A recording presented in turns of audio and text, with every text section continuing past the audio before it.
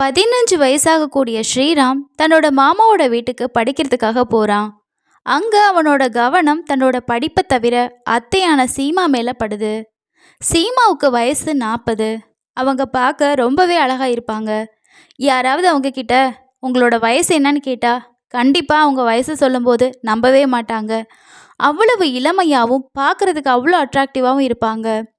இந்த ஸ்ரீராம் அவங்கள பார்த்து ரொம்பவே ஈர்க்கப்படுறான். ஒரு நாள் அவனோட அத்தை கிட்ட போயிட்டு, அத்தை நீங்கள் ரொம்ப அழகாக இருக்கீங்க, எனக்கு உங்களை ரொம்பவே பிடிச்சிருக்கு அப்படின்னு சொல்கிறான்.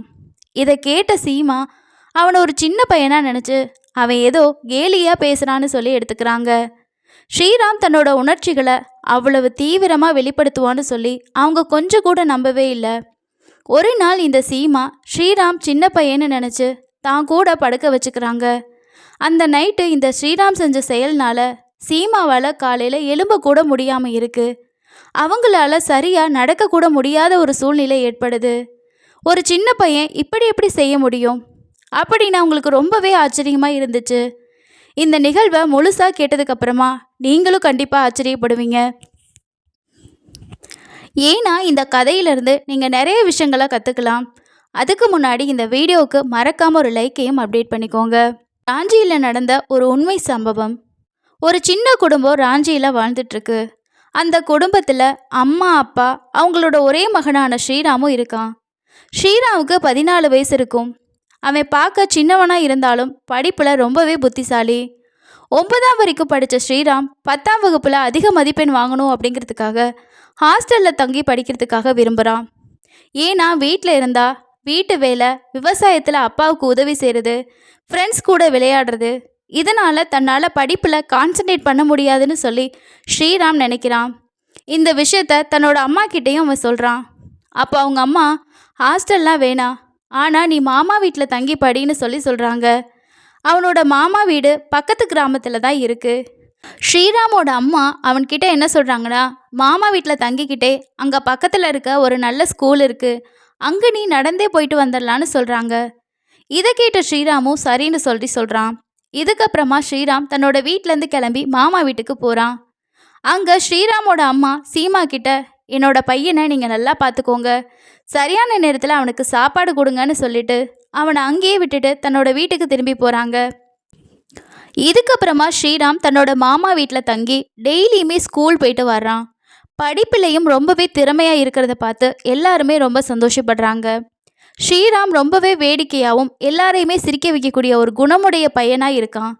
ஒரு நாள் ஸ்ரீராம் என்ன பண்ணுறான்னா, சீமா கிட்ட வந்து, அத்தை உன்னை எனக்கு ரொம்பவே பிடிச்சிருக்கு அப்படின்னு சொல்கிறான். இதை கேட்டதுமே சீமா இவன் கேலியாக பேசுகிறான்னு நினச்சி சிரிச்சுக்கிட்டே போயிடுறாங்க. ஸ்ரீராமோட மாமா ராம்லால் டெய்லியும் காலையில் செங்கல் சூளைக்கு கூலி வேலைக்கு போகிறாரு. கல்யாணமாகி ரொம்ப வருஷம் ஆகியும் சீமாவுக்கும் ராம்லாலுக்கும் குழந்தையே இல்லை.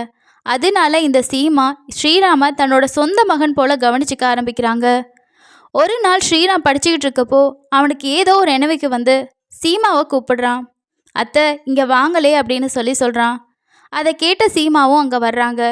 அதுக்கப்புறமா ஸ்ரீராம் அவங்கக்கிட்ட என்ன சொல்கிறானா, அத்தை உங்களுக்கு ஏன் குழந்தை பிறக்கல, எனக்கும் தம்பி இல்லைன்னா தங்கச்சி இல்லை, நீங்கள் மாமா கூட என்ன செய்கிறீங்க, நான் உங்களுக்கு உதவி செய்யட்டுமா, நான் உங்களுக்கு குழந்தை பிறக்கிறதுக்கு உதவி செய்யட்டுமான்னு கேட்குறான். சீமா அவனோட பேச்சை கேட்டு சிரிச்சுக்கிட்டே அங்கேருந்து போயிடுறாங்க. சீமா டெய்லியுமே ஸ்ரீராமுக்கு டிஃபன் தயாரித்து கொடுக்கறது, ஸ்கூலுக்கு அனுப்புறது, ஸ்கூல் முடிஞ்சதுக்கப்புறமா வீட்டுக்கு திரும்ப கூட்டிகிட்டு வர்றது. ஸ்கூல்ல இருந்து 2 கிலோமீட்டர் தூரம் தான் இருக்குது. ராம்லால் காலையில் வேலைக்கு போனால் ஈவினிங் தான் வீட்டுக்கு வருவார். ஒரு நாள் ராம்லால் வீட்டுக்கு வந்துட்டு தன்னோட நண்பனுக்கு கல்யாணம்னு சொல்கிறாரு.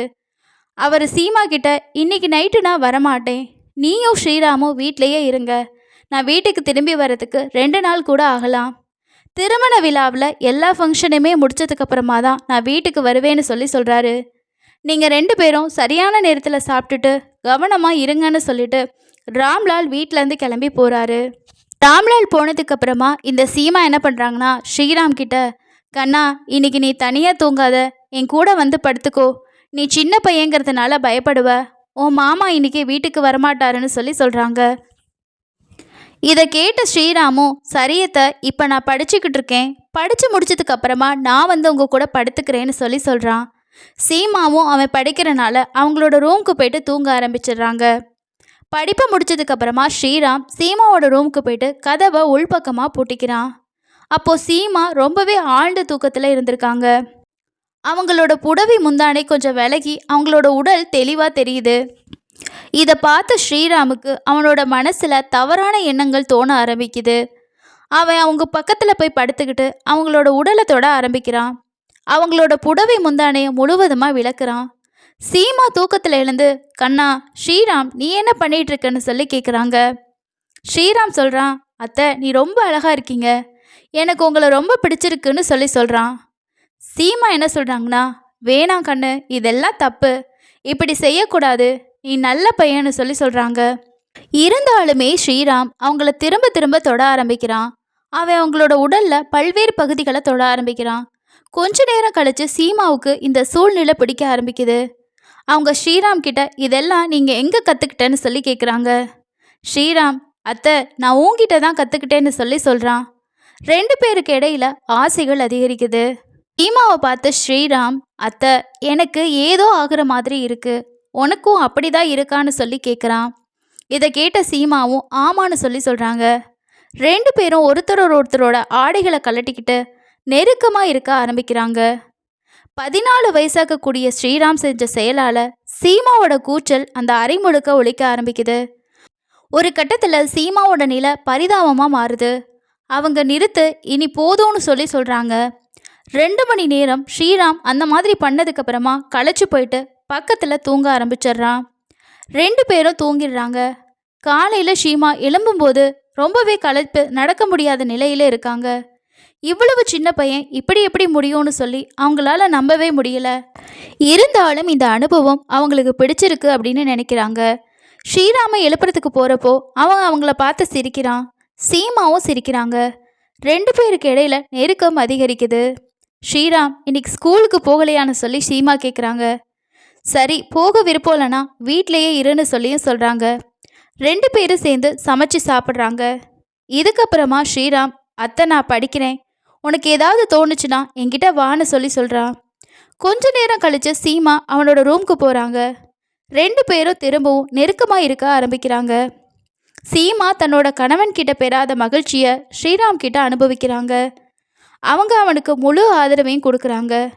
இப்படியே அவங்களோட உறவு பல நாட்களாக தொடருது. இந்த விஷயம் யாருக்குமே தெரியல. ஏன்னா ராம்லால் வேலைக்கு போனதுக்கு அப்புறமா சிவம் ஸ்கூலுக்கு போகாமல் வீட்டிலையே இருப்பான். இது தெரியாத ராம்லால் என்ன நினைக்கிறாருன்னா, ஸ்ரீராம் ஸ்கூலுக்கு போயிட்டான் அப்படின்னு நினைக்கிறாரு. ஸ்ரீராம் சின்ன பையன் அப்படிங்கிறதுனால யாருக்குமே அவன் மேலே கொஞ்சம் கூட சந்தேகமே வரல. ஒரு நாள் ராம்லால் சீமாவுக்கு குழந்தை இல்லாத காரணத்தினால அவங்கள மருத்துவமனைக்கு கூட்டிகிட்டு போகிறாரு. மருத்துவர், உங்களால் அவங்களுக்கு குழந்தையே பிறக்காது, உங்களுக்கு தான் குறைபாடு இருக்குன்னு சொல்கிறாங்க. ராம்லால் ஏமாற்றத்தோட வீட்டுக்கு திரும்புகிறாரு. ஆனால் இந்த விஷயத்த சீமா கிட்ட அவர் சொல்லவே இல்லை. அப்புறமா சொல்லிக்கலான்னு அவர் நினைக்கிறாரு. இந்த நேரத்தில் தான் ஸ்ரீராமும் சீமாவுக்கு இடையான நெருக்கம் ரொம்பவே அதிகமாக இருக்குது. காலம் போக போக சீமா கன்சீவ் ஆகுறாங்க. 6 மாதத்துக்கு அப்புறமா அவங்களோட வயிறு தெளிவாக தெரிய ஆரம்பிக்குது. ராம்லாலுக்கு இந்த விஷயம் தெரிய வருது. அவர் ரொம்பவே ஆச்சரியப்படுறாரு. மருத்துவர், எனக்கு தான் குழந்தை பிறக்காதுன்னு சொல்லிட்டாங்களே, இது எப்படி சாத்தியமாச்சுன்னு அவருக்கு ரொம்பவே சந்தேகம் ஏற்படுது. ஒரு நாள் அவர் சீமா கிட்ட நாளைக்கு ஹாஸ்பிட்டலுக்கு போகலான்னு சொல்கிறாரு. சீமாவுக்கு அவரோட நோக்கம் தெரியல. ஹாஸ்பிட்டலுக்கு போயிட்டு பரிசோதனைகள் செஞ்சதுக்கப்புறமா அந்த குழந்தை அவரோடது இல்லைன்னு தெரிய வருது. ராம்லால் ஆச்சரியத்தோட, நீ எனக்கு அப்புறமா என்ன செஞ்சிட்ருக்க, நீ எல்லாம் எப்படி நடக்குது அப்படின்னு சீமா கிட்ட கேட்குறாரு. முதல்ல சீமா எதுவுமே பேசலை. ஆனால் ராம்லால் அவளை வற்புறுத்தி கேட்குறாரு. அவளோட தப்பை ஒத்துக்கிறா. ஸ்ரீராம் கூட எனக்கு உறவு இருக்குது, அவன் தான் இதை செஞ்சான்னு அவங்க சொல்கிறாங்க. இதை கேட்ட ராம்லால், நான் செய்ய முடியாததை இந்த சின்ன வயசு பையன் எப்படி செஞ்சான்னு புரிஞ்சிக்கவே முடியாமல் தவிச்சிருக்காரு. இந்த விஷயத்தை கேட்ட ராம்லாலால் அதை ஜீரணிக்கவே முடியல.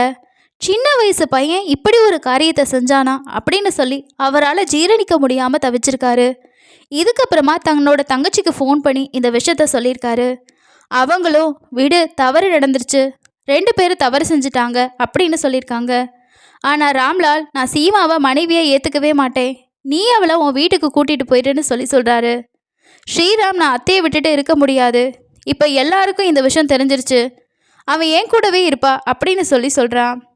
சீமாவும் ஸ்ரீராமும் இல்லாமல் என்னால் வாழ முடியாதுன்னு சொல்கிறாங்க. ஸ்ரீராமோட அம்மா சீமாவையும் ஸ்ரீராமையும் தன்னோட வீட்டுக்கு கூட்டிகிட்டு போகிறாங்க. கொஞ்ச நாள் கழித்து சீமாவுக்கு 9 மாதம் கம்ப்ளீட் ஆகுது. அவங்களுக்கு ஒரு அழகான ஆண் குழந்தையும் பிறக்குது. ஒரு சின்ன பையனுக்கு மகன் பிறந்ததால அந்த கிராம மக்கள் எல்லாருமே ஆச்சரியப்பட்டாங்க. கிராம மக்கள் ஆச்சரியப்பட்டது மட்டும் இல்லாமல் இந்த விஷயத்தை பற்றி போலீஸ்க்கும் தெரிய வருது. ஒரு சின்ன பையனை பலவந்தப்படுத்தி இப்படி பண்ணுது அப்படின்னு சொல்லிட்டு சீமா மேலே கேஸ் ஃபைல் பண்ணி அவங்கள சிறையிலேயே அடைக்கிறாங்க. சீமாவும் ஸ்ரீராமும் அவங்களோட உடல் உணர்ச்சிகளை அடக்கிக்க முடியாமல் செஞ்ச தவறினால எதுவுமே அறியாத ஒரு சின்ன குழந்தையோட வாழ்க்கை கேள்விக்குறியாக மாறியிருக்கு. இந்த சம்பவம் அந்த ஊரில் இருக்க எல்லார் பற்றியிலையுமே ஒரு பரபரப்பான விஷயமாகவும் பேசப்பட்டிருக்கு.